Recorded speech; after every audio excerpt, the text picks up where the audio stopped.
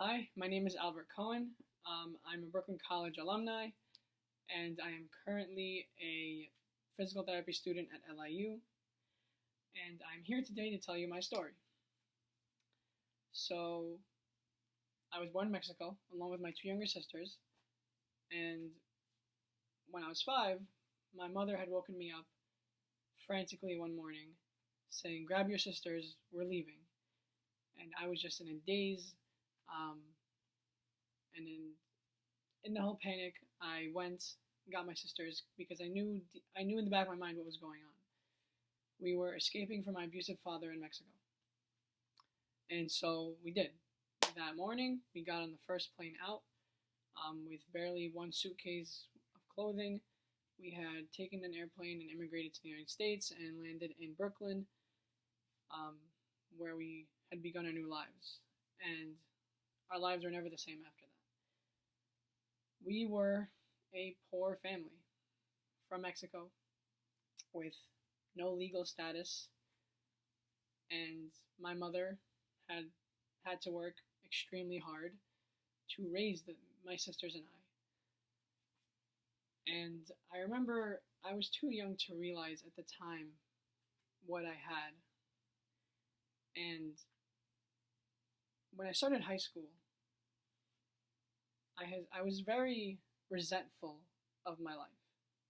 I didn't know what the purpose of my life was because I remember seeing all my classmates with their seemingly full lives, um, with full families, going on vacations, hanging out with their fathers, and I was very, very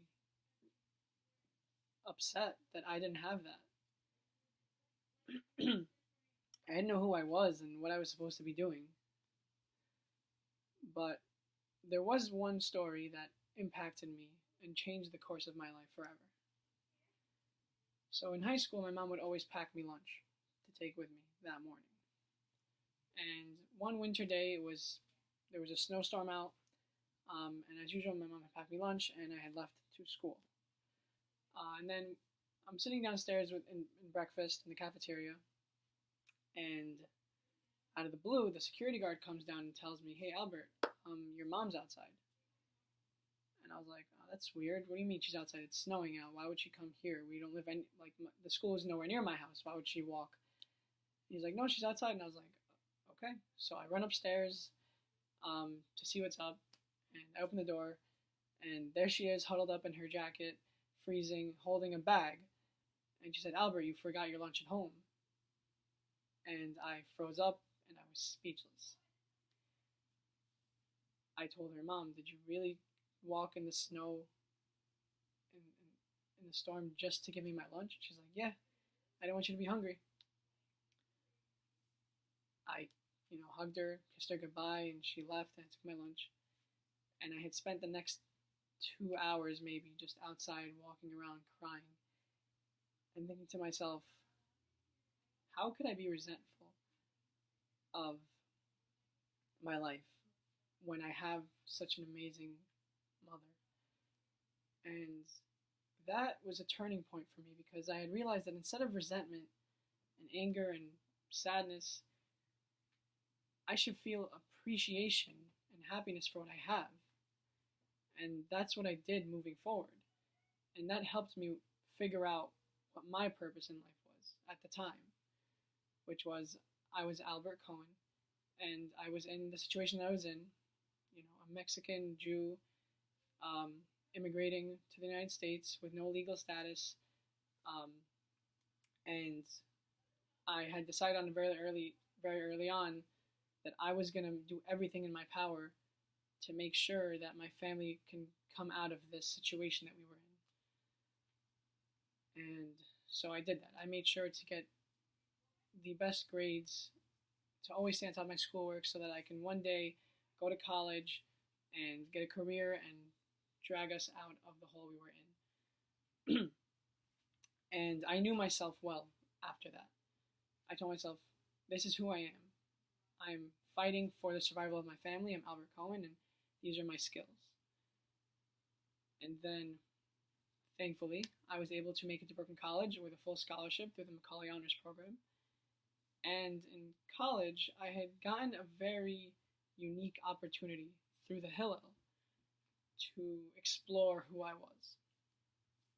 Because before college, I had never had that opportunity to really, it didn't matter where I was from. It just, in yeshiva, it just mattered that I was Jewish and in the area.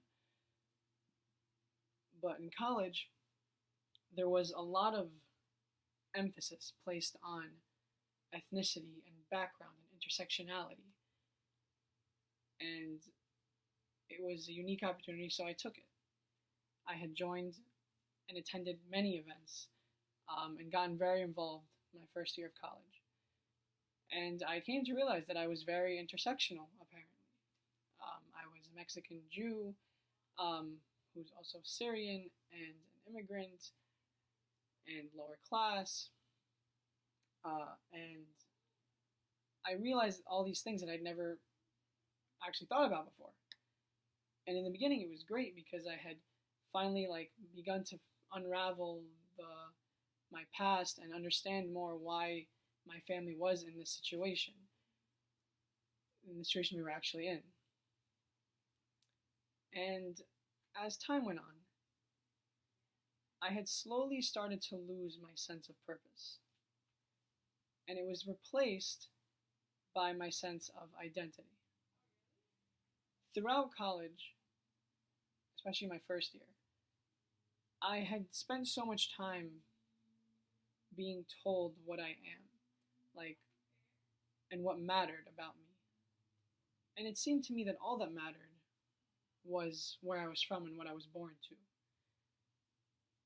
I had joined the David Project as a fellow in my sophomore year, and we had attended a conference.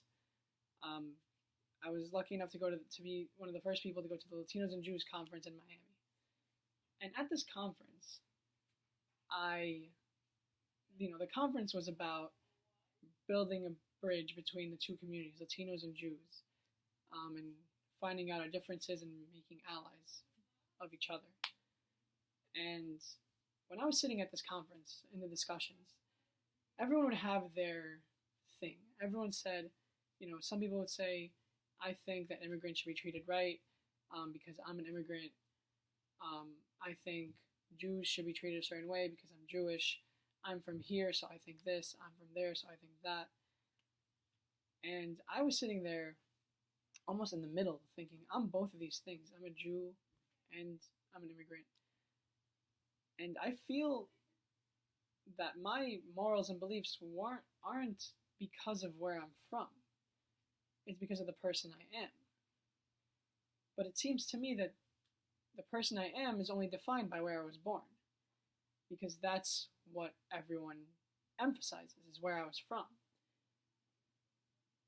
And I remember going home after this conference very confused, and I had begun to slip into a bit of a existential crisis, if you will. Who was I? Why do I matter?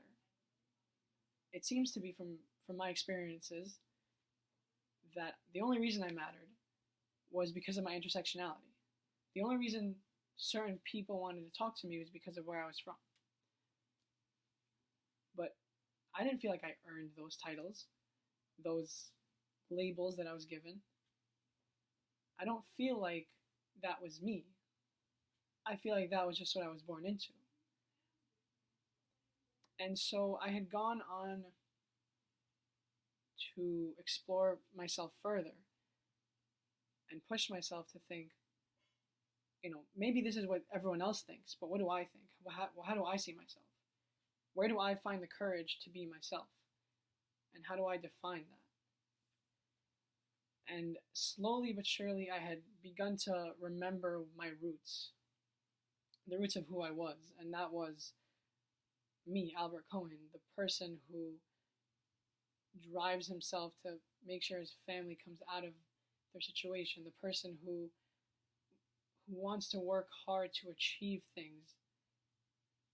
I defined my own path by what I thought was important and not what other people thought was important for me. When I would meet people after that, I would not tell them that I'm from Mexico, or that I'm an immigrant, or that I had a poor family.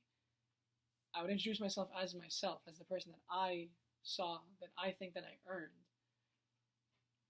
And since then, I began to really, really understand my potential. That I don't have to claim the labels that other people put on me and that I was born into. I began to take up so many hobbies for myself, namely the violin. I decided that I wanted a hobby to define my free time with. And I really liked the violin.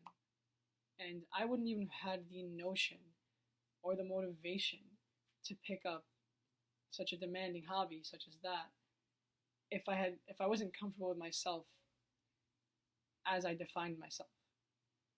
Once I had started to push away the labels that were forced upon me, I had finally been able to come to terms with the fact that I can do more than I was just born into.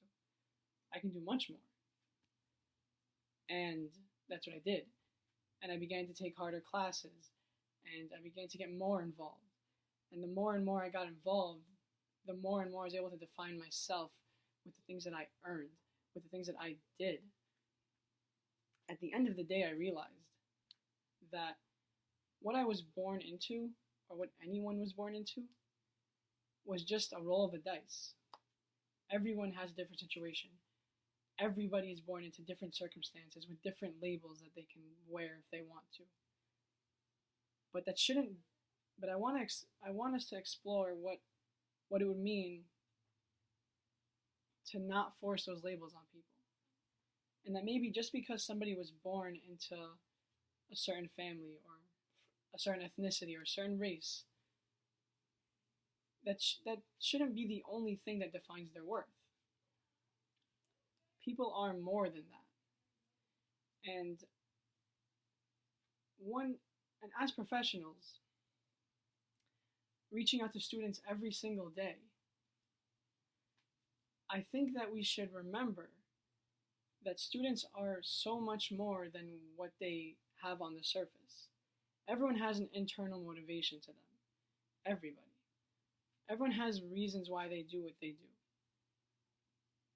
And if all we focus on is what someone was born with, then they might lose that. They might lose sight of who they actually are. They might lose sight of the person that's on the inside, the person with the potential to do anything.